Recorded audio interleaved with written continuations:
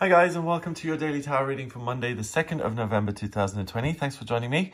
I'm using the Universal Tarot again for today's reading. Let's see what the cards have to say about Monday the 2nd and what energy you'll be working with. So let's have a look. First card we've got the Nine of Pentacles. Okay. The Ace of Cups. Fab. And then the Ace of Wands. Oh, wow. So this day is really going to bless you. Each one of these is a blessing from the universe. It's a gift. It's something that comes into your life that is just overpoweringly positive and gives you amazing opportunity for new beginnings. So first of all, the Nine of Pentacles, she's iconic. She is one of my favorite cards. She's the rich, elegant woman who has more than enough. She lives in this beautiful, stately home in Tuscany here in this deck. Because she's disciplined, she is diligent, she's consistent, she's hardworking. She knows that the world doesn't owe her a living, but she actually enjoys the work. She enjoys being busy and using what she's got going on inside of her. So what really motivates her and what really makes her feel excited in life, she devotes herself to that and she works until she gets better at it. So the falcon, always very tricky to train. She puts this hood over and she gets him to fly off and return, and that's something that she once discovered, but that she had to kind of practice to get good at, and it's something she's stuck with. So that kind of work and that kind of level of accomplishment says something about the person, because you can see that they are excelling at something which is difficult and which is something that requires training and skill and patience. And she doesn't just do that with the falcon. It's a symbol for her whole life. Anything she devotes herself to, she is in control. She enjoys the process of working, and she really engages consistently to add value to the world and to do it in a way that's natural, that's focused on the goodness of what she's doing. And that's why it has such a positive and beautiful effect on her. So this is where everyone wants to be, really. Anyone who works or anyone who's ever had a job has probably thought of the ideal job or what it would be like to make the right kind of money, or to do something where you really are in love with the process of the work and it pays you. And she really represents someone living their dream job and living their life purpose. So the Nine of Pentacles shows you this side of yourself, what makes you happy, what you can devote yourself to, what you're not going to get bored of in 2 weeks, but what is really something important to you in life where you can excel. Because I believe that each one of us has been put on planet Earth with a gift or a talent. And this, because everyone is given one way or another to do well here on planet Earth. Everyone is able to thrive and to use something inside of them to add value and to make the world a richer place, and that then benefits them, because we have the law of attraction. So what you put out, you get back. So you're able to see that within yourself. Next, we've got the Ace of Cups, and that's a gift from the universe when it comes to love and romance and positive feeling. It's the intersection between spirit and the physical. So you're able to take divinely guided action here today, because you're very clear about what you like. And it's because of this Ace of Cups that you have that clarity. It's almost like the world is holding up a mirror to you, showing you who you really are and what you're capable of. And it's mind over matter. You can really... If she didn't do the job she does, and if she didn't believe in herself, she could be living in a whole different situation. It's the result of many choices that have landed her here, and the choices that put her in a good light, saying, I can do this, I will be able to. Even though she doesn't have proof, she believes in herself. So you've got that.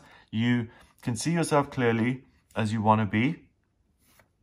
And it may even be an idealized notion of who you want to be. But that's good, because it gives you something to strive towards, and it gives you something to, it lets you set a goal. If you see yourself in your villa in Tuscany, then it's like, well, I need to work harder because this current job isn't paying the kind of salary where I'll ever get a place in Tuscany. And if that's really where I see myself, then I've got to change the job to get what I want. So you're really able to see the best in yourself. What you need to be careful of is projecting this onto other people and saying, oh, okay, well, he is 40 and he lives with his parents and he's never had his own job, but he's really nice and I think he'll be the CEO of a company because I see that potential in him. You may see it and he may have that potential, but there are a lot of things that have to go right for him to become a CEO. So the kind of positive, idealized notion, focus that on yourself, because sometimes you need to big yourself up to give yourself the confidence and motivation to do things that would usually be difficult. So that's not a problem, bigging yourself up. That really allows you to pursue something new in terms of your purpose and to grow in a particular direction, especially if it's to do with your life purpose and the thing that you feel you were born to do. That really becomes clear today, and you have the opportunity to grow with it. But projecting that kind of thing onto other people and dreaming the dream for them is only going to disappoint you. So it's amazing. You can kind of see the best of yourself and the best version of you possible in future, and you can work to actually manifest that in reality. And you give yourself the boost that you need to start over if you've been struggling, or if you have lost your job, or you've lost confidence, or you've lost anything really. It's a great time to build things back into your life, or to build them into your life for the first time, or to discover your life purpose for the first time. Both these cards, you can see this disembodied hand just bringing something into the atmosphere hugely, and it overpowers everything else. This has to do with love and connection and self-love. So you know yourself, you want the best for you, and you can use your imagination to visualize what that looks like. The Ace of Wands brings you the confidence and the motivation that you need to make this hope and dream and these positive feelings a reality. And we all know that there's sometimes a huge disconnect between what we imagine and what we feel inside and what the real world actually looks like. But the key isn't to give up on your inner world.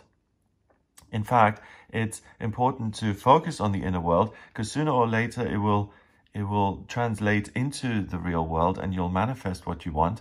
If you let the outside inform you and say, well, these are the 3 opportunities I have in this barren landscape, for example, then you can never have the kind of growth that you can really in truth have, because you're limiting your own options. So limitless possibilities, opportunities, and options for you today. Self-belief, self-love, and a whole new future that stems from that really positive place. So it's a great time to reinvent yourself and to start a new path. Have an amazing day. Wow, what a day to start the new week. That's amazing. That's really potentially life-changing.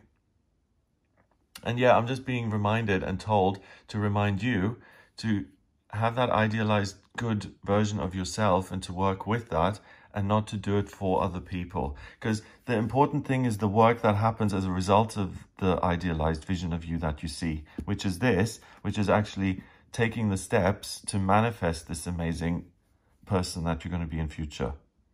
And it's the steps that are important, and you can't take those for other people. You can only take them for yourself.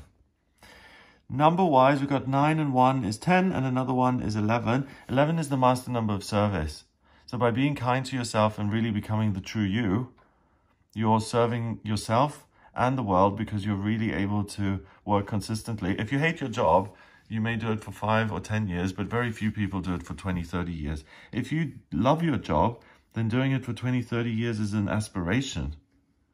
So liking your job is something that's really, it's so vital if you want to do a good job and if you want it to be a part of your purpose. And it's only then that it serves you, and it can really light you up externally, internally.